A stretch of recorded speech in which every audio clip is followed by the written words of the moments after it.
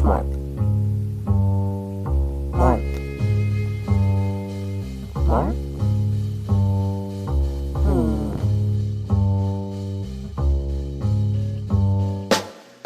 Revelation chapter 13 speaks of a mark, or the mark of the beast. That word mark is an engraving, a stamp, a badge, a seal, a sign. 5480 in your concordance.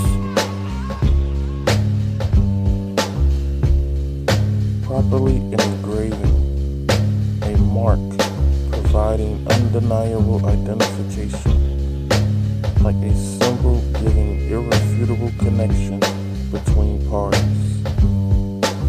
So the first time we see the word mark in the Bible is Genesis 4:15, 226 in your concordance, and it means a sign, or banner, a badge, pledge, a flag, a token. It's literally the exact same word in definition as the first word we looked at.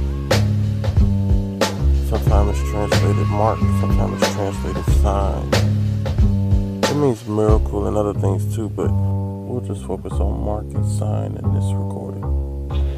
So let's look at the identifying characteristics of the mark. There are three, actually four, but we'll look at three now. We'll come to the fourth one later.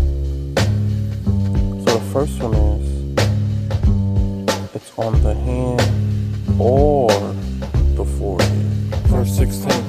The second one is, there's a death decree associated with it. Verse 15. And the third one is, there's a prohibition in regards to buying and selling associated with it. Verse 17. Now, the death decree and the buying and selling deal with not receiving the mark of the beast, and the on the hand or forehead deals with receiving the mark. So the reason I highlighted these things is because this mark that we see in Revelation 13 is actually a counterfeit mark of the mark that was already presented in the Bible. In fact, the one whose mark it is, the beast, is actually a counterfeit God, a counterfeit Christ, the Antichrist. It's his mark, or his sign, his token of allegiance.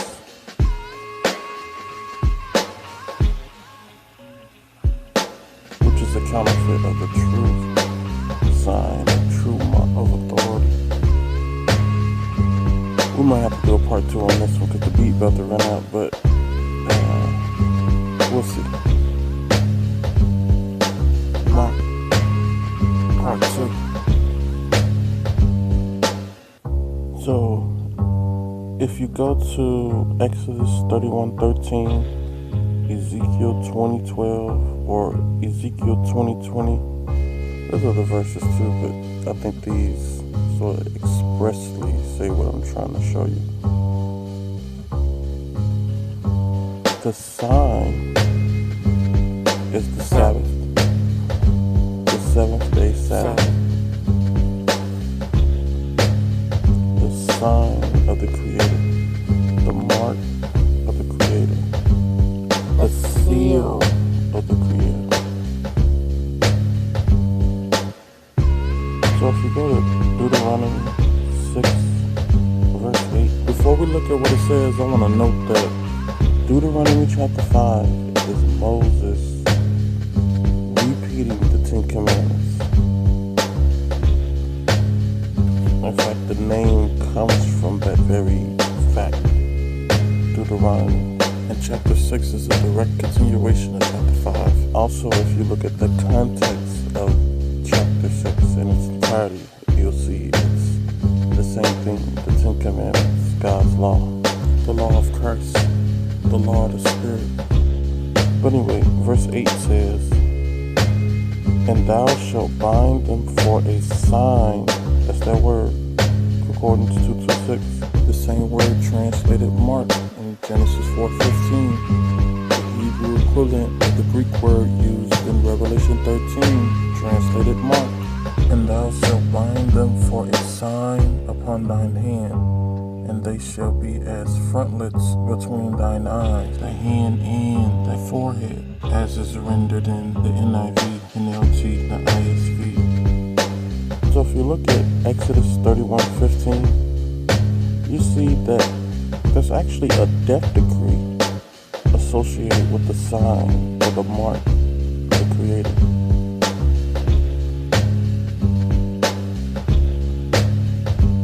Whosoever doeth any work on the Sabbath day shall be put to death.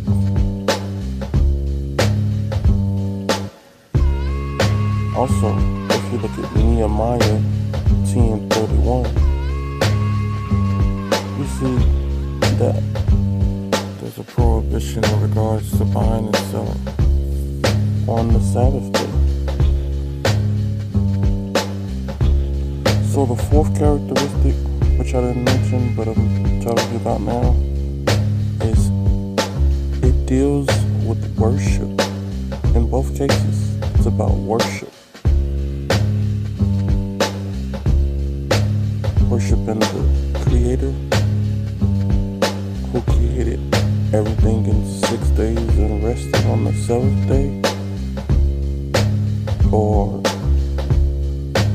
worshiping or falsely worshiping an idol creator, a fake Christ, and thus the idol Sabbath, the fake sign, the fake mark, supposedly on the resurrection.